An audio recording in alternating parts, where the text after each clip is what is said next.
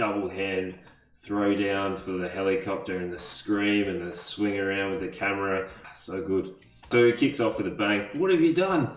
And we're kicking straight off from the events of episode 7, where we get to see 11 in the facility after she opened the gate, and obviously one's transformed into Vecna.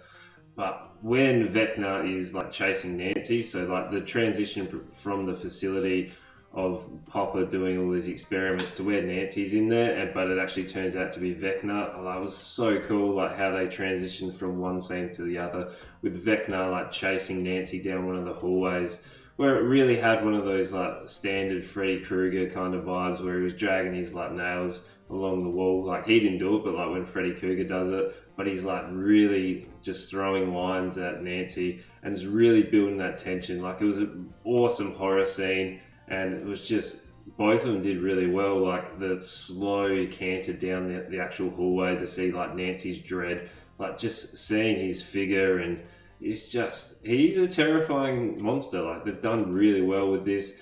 And when he's like catches up with Nancy and he wants to get her to show 11 all the horrible things that are obviously coming, like that was so cool. The editing was awesome. Like it was switching in between, and we can see obviously what the dread that's happening, and the clock always makes the appearance. And I really like how they've tied that clock in as well. So obviously the 4 strike the sights, and it's really building that dread for our crew. Like when Nancy is in trouble with Vecna, and it swaps to the gang that are like really freaking out to try and help Nancy, like that whole one shot where they're dragging and trying to find music for her, like it was so cool. Eddie like freaking out and they're yelling about music and they don't know what to do. Like that whole one shot, it was just panning. It was just an awesome shot. Really cool things about this episode, and like the wait is definitely worth it, where we actually get to see Hopper and Judy have their moment, so we can sort of see them really realizing that after all this time they actually do care for one another, and they probably will start to develop, obviously if they survive. But like it was nice to see. It was a nice touching moment. After like their touching moment, you see the Demogorgon like just pulling the doors off the prison. But like the animation for some reason on that point was like a little bit janky. I don't know what it was. And like it was what, 8 AK-47s all shooting this Demogorgon, but you know Hopper's like, ooh, there better not be another one behind that door. He just walks out with a pistol, like no concern, no worry, and he's able to, you know, like finish one of the Demogorgons with his magical pistol. Like shouldn't the AKs be able to do a little bit more? Like there's a little bit of conflicting stuff going on, but like overall, I do want Hopper to succeed, and I do want Judy to get out there as well. So I am sort of hoping they survive this one. But that, like tying up that storyline where they actually do escape, I really like the throwback to the odds where our Russian comrade it's always 100 to 1 odds. That it leads out, and you know what? It always does for a good old Hopper. Like, guy's got to buy a lotto ticket after this, because the amount of stuff he's actually gone through is pretty insane, really. And the Eddie mask when they have to get a transport, so we're back in with the crew and they need to get to buy some weapons because they're going to take the fight into the Upside Down, where he's got the Wayne mask on. He just pops out. It was a nice little kind of jump scare, but also some comical side. But when they actually pull up to, you know, like get actually to the vehicle, he's running ahead, but not like that far, maybe 10 meters, and the rest of the group is running, like they're just running in a massive line, but he's the only one with a mask and no one else has got a mask on. Like I'm not sure how many identities they're trying to hide, or is it just his, or was it just a nice comical side. But when they actually get into the motorhome that they're hot wiring, he just takes the mask off. Like, you've just identified yourself, they can see through the windows. Like, I don't understand that whole purpose of him wearing a mask. But yeah, overall, like it's been a fun ride. Jason in the gun store, like he was real creepy. Like he gave off an awesome vibe, and you can see all of his team members, they're all like really looking for that Hellfire group, and the music and the cuts and everything in that actual scene was awesome. And they're really building that dread. They're probably going to play a reasonable role, probably. But like they're out and about, and they're looking for anyone who's part of the Hellfire. So he's really questioning Nancy to find where her brother is, because he's part of the Hellfire crew. And she's obviously quite panicked, and they just get all their stuff and like leg it out. But the old basketball team are just casually strolling around. Like they obviously have a little bit of a more of a calculated approach on how they're going to find all these Hell member crew, and they really want to find Eddie. So this is probably going to tie in nicely in the next episode. I really like the confrontation with Eleven and Popper. So when 11's actually confronting Popper, finally saying that he's the monster, like I really liked her standing up to him.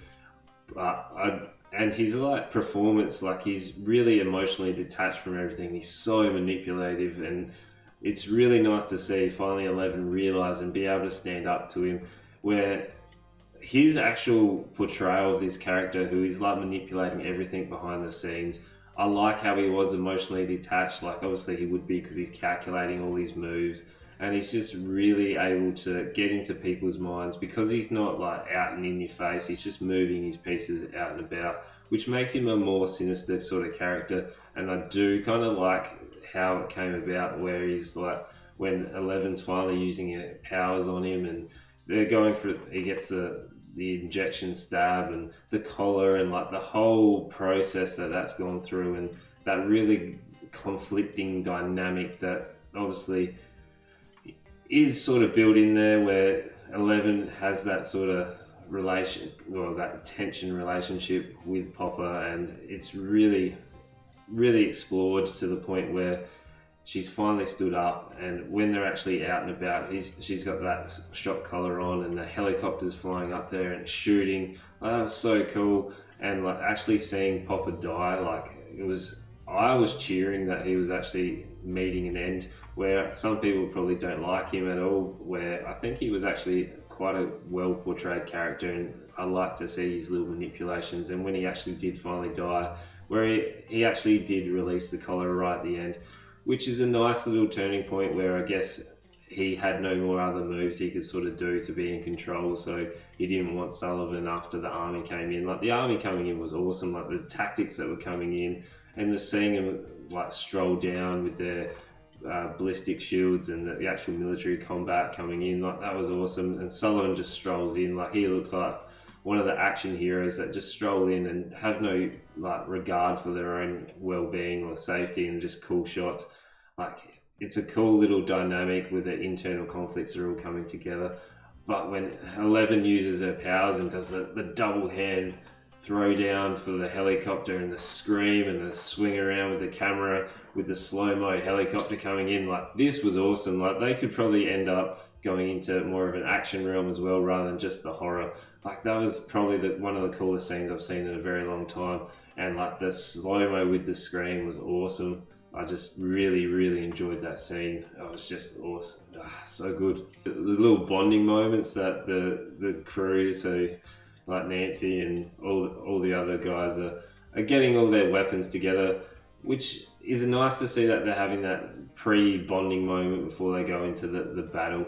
So I guess it was a cool way to finish the episode, where they're all armed to the teeth and ready to go into the Upside Down to take on Vecna. So that is going to be a fun ride in the finale of season 4. But there are a number of little issues that I had with it. Like obviously the good really outweigh these ones, but I'm really sort of, I guess, not nitpicking, but there are those sort of standouts for me. Obviously that Demogorgon, that CGI, I don't know what happened with it. It was just a little bit janky. 11's suit, the one that she's obviously in the facility, I just can't get that Stormtrooper vibe sort of out of my mind. Like she looks like a Stormtrooper in training. I just feel like they went with a different sort of training suit.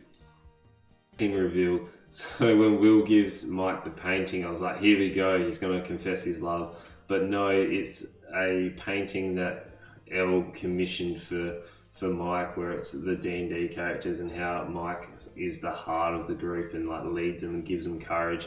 Where Will, that should have been the moment Will sort of confessed his love for Mike, but I guess it might come out in like season 4, maybe season 5. But it needs to happen. Like it's still hinted at it. Just let's, rip the band-aid off. Let's deal with that as we go. We don't need the will he do it, won't he do it? Let's move on from that. The plot armor. So like the plot armor comes out strong in this, where Hopper and the crew are all flying out of the maximum security, like Russian jail. Like there should probably be a few more guards there, but they just come flying down out of the gate, like not the gate out. And there's what, three guards, two guys are shooting AKs, and one guy's got a pistol. And like you can see the bullets are actually going through the van, but obviously, you know, plot armor saves them, and magically all these bullets miss. Like they shoot a lot of rounds and they were piercing the van. So surprisingly, no one was even injured, no scrapes, no scratches from the glass. But like, cool way to exit. They're just beeping the horn, just, you know, let's maybe make them shoot like stormtroopers instead, and I guess they're missing targets. I don't know how the kids paid for all the weapons. Like, I know a couple have got jobs, but I feel like the amount of stuff they actually pulled together, they probably should have worked out how they were going to like put all their money together and what weapons they'd be able to buy in the meantime, or like at the time, or going into the Underdark and use that sort of parallel universe to be able to get the weapons for free rather than somehow magically putting them on a credit card. And I don't like Yuri and Murray in the same shot. They're too similar of a character. Like Yuri's obviously the Russian, where he's a little bit more extreme, where Murray is more of the American goofball, but they're very similar characters. I don't like it. It's very conflicting. Overall, like, fantastic episode. I really enjoyed it. Like, it was a much longer runtime. It was an hour and 20. And I'm really excited to see how they end this out.